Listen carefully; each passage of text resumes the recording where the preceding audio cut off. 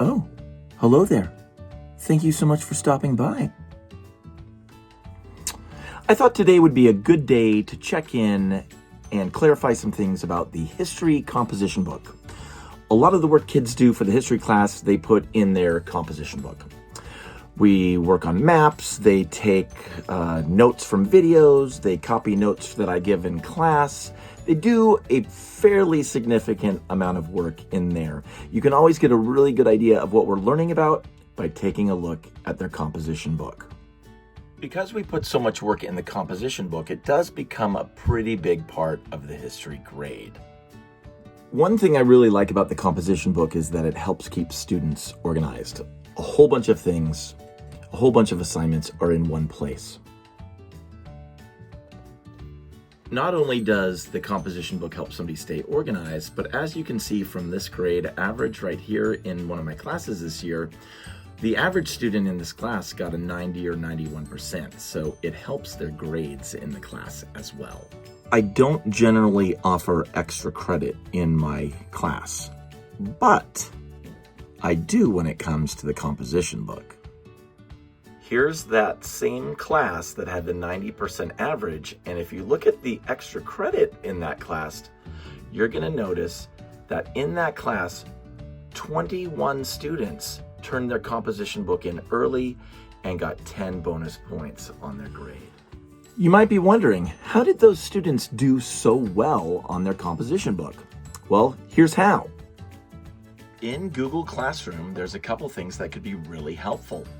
One is the rubric for how I grade the comp book. It explains exactly what I'm looking for a student to get an A, B, C, or D on their composition book.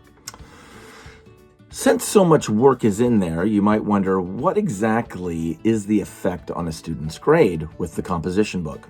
Well, let me show you. Here's a student that's doing pretty well. They haven't missed any assignments yet this year. And because of their hard work and dedication and getting things done, currently they're getting a B in the class. But what happens if that one student who is getting a B forgets to turn in or doesn't finish their composition book? So now it's a missing assignment. Well, that's going to have a fairly significant impact on their grade. So what should somebody do if they didn't get a grade on their composition book? Maybe they turned it in on Friday when it was due and I gave it back to them without a grade. Well, at that point, what they need to do is finish the work, finish everything in there, and then turn it back in. And if somebody needs help, there is a couple options. First and foremost, the easiest option, come in after school and get help. Sit down, let's get the comp book done and turn it in. But there's also help online if you want that help as well. Let me show you. Back in Google Classroom now, and right next to the grading rubric, there's also pictures of the composition book.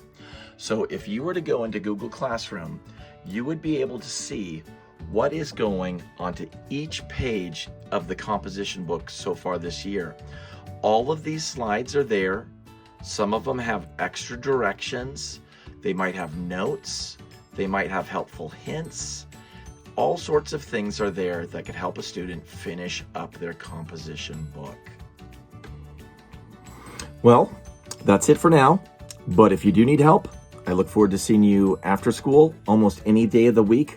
Wednesdays we have meetings, but I'm still there for about 15 or 20 minutes before those begin. Have a great day. We'll see you later. Thanks for watching.